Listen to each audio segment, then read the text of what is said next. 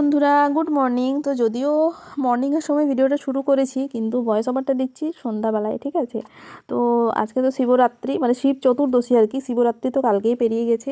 তো আমিও চলে গেলাম পুজো দিতে। সামনেই, মানে আমাদের রুমের থেকে একদম কাছেই মন্দিরটা। তো এটা আমাদের এখানকার মন্দির নয়, তোমরা বুঝতেই পারছো দেখে। আমরা যখন, এটা 2 বছর আগের ভিডিও আর কি, আমরা যখন বাইরে থাকতাম তখন ওখানে পুজো দিতে গিয়ে, শিব চতুর্দশীর দিনে পুজো দিতে গিয়ে আমি ভিডিওটা করেছিলাম। তো ভাবলাম যে না, চলো একটু তোমাদেরকে শেয়ার করি। হ্যাঁ, এখানের ভিডিও তো তোমরা অনেক দেখছো, তো একটু বাইরের ভিডিও শেয়ার করি। আর দেখতে পাচ্ছ কতটা পরিমাণে ভিড়। তবে কাল রাত্রে যে ভিড়টা ছিল না, মানে মারাত্মক লেভেলের ভিড় ছিল। মানে শিবরাত্রিটা সবাই আর কি বেশি করে, শিব চতুর্দশীটা খুব কম মানুষই করে। তো দেখো এখানে কিন্তু আরতি হচ্ছে, মানে একজন একসাথে হয়তো 10-15 জনের পুজো নিচ্ছে, দিয়ে আরতি হচ্ছে, ঠিক আছে। আবার হয়তো আমাদের পুজো নেবে, পুজো করবে, আরতি হবে, এরকম আর কি। তো যাই হোক, আমি এখানে এই প্রথমবার পুজো দিতে আসছি, আমিও ঠিক জানি না কিভাবে কি হয়।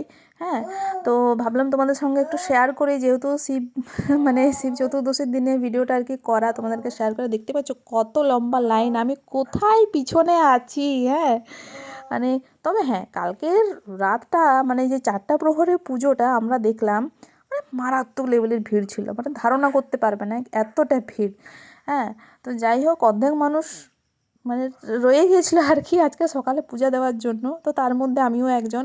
তো কেমন লাগলো ভিডিওটা অবশ্যই কিন্তু তোমরা কমেন্টে জানাবে। তো এখনও অনেকটা পিছনে আছি, জানি না হয়তো ঘন্টা 2 লাগবে আমার পূজা দিতে। তো যাই হোক, কেমন লাগলো ভিডিওটা অবশ্যই কিন্তু তোমরা জানাবে। আর কারা কারা শিব চতুর্দশী করলে কমেন্টে জানাও।